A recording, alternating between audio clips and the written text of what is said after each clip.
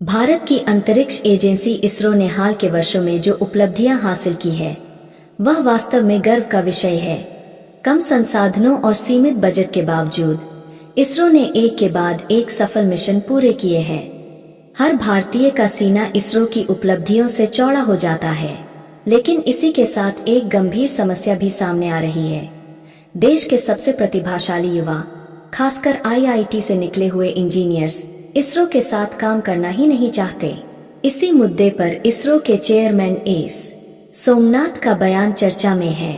उन्होंने बताया कि इसरो की टीम आईआईटी बॉम्बे में कैंपस प्लेसमेंट के लिए गई थी, जहां उन्हें प्रतिभाशाली इंजीनियर्स को हायर करना था। लेकिन जैसे ही छात्रों को इसरो की सैलरी स्ट्रक्चर के बारे में जानकारी दी गई, लगभग 60% छात्रों ने प्लेसमेंट ड्राइव से वॉकआउट कर दिया। यह स्थिति बेहद चिंताजनक है। आखिर क्यों हमारे देश के सबसे प्रतिभाशाली युवा, जो अपनी योग्यता के दम पर इसरो का हिस्सा बन सकते हैं, इस अवसर को छोड़ रहे हैं?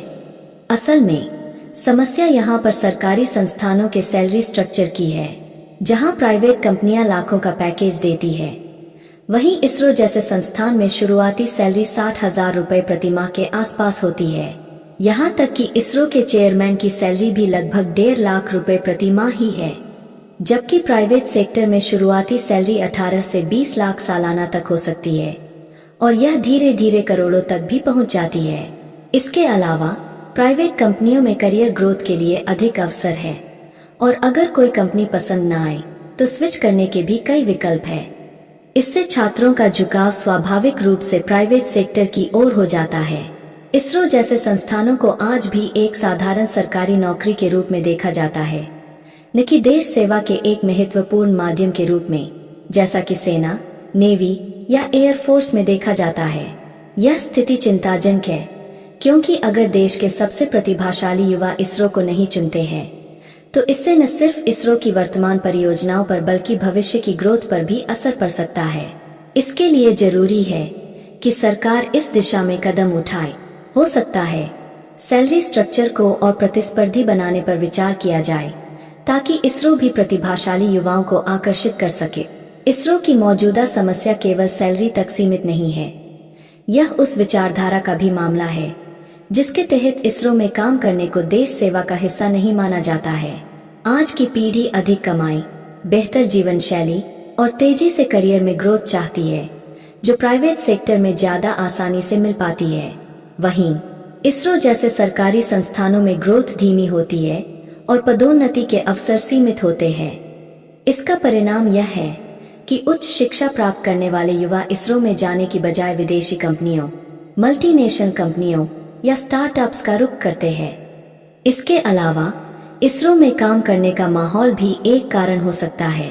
सरकारी संस्थानों में कार्यशैली अधिक संरचित होती है और उसमें अक्सर नए विचारों के लिए जगह कम होती है, जबकि प्राइवेट सेक्टर में युवाओं को अधिक स्वतंत्रता दी जाती है, जिससे उनका आत्मविश्वास और काम के प्रति उत्साह बढ़ता है।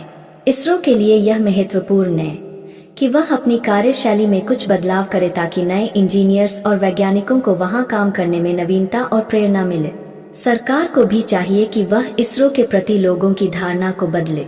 जिस तरह से सेना में जाने को गौरव और देश सेवा का काम माना जाता है, उसी तरह इसरो में काम करने को भी देश सेवा और विज्ञान की सेवा के रूप में प्रस्तुत किया जाना चाहिए। अगर समाज में इसरो को लेकर ऐसी भावना बनेगी, तो निश्चित रूप से ज्यादा युवा इसरो के साथ जुड़ना चाहेंगे।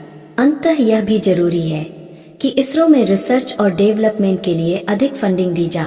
दुनिया की टॉप स्पेस एजेंसियों जैसे नासा और स्पेसएक्स का बजट काफी बड़ा है, जिससे उन्हें ज्यादा उन्नत उपकरण, आधुनिक तकनीक और बड़ी टीमों के साथ काम करने का मौका मिलता है।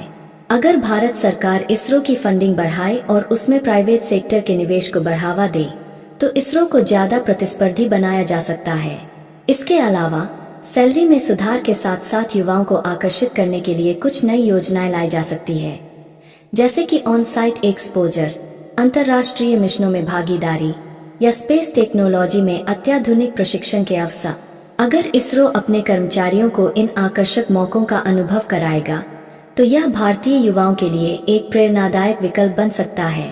संक्षेप में, इसरो को न केवल सैलरी स्ट्रक्चर में बदलाव लाने की जरूरत है, बल्कि अपनी ब्रांड इमेज को भी पुनः स्थापित करने की आवश्यकता है। इससे न केवल इसरो में प्रतिभाशाली दिमागों का आना बढ़ेगा, बल्कि भारत की स्पेस इंडस्ट्री और भी उन्नत और प्रभावशाली बनेगी।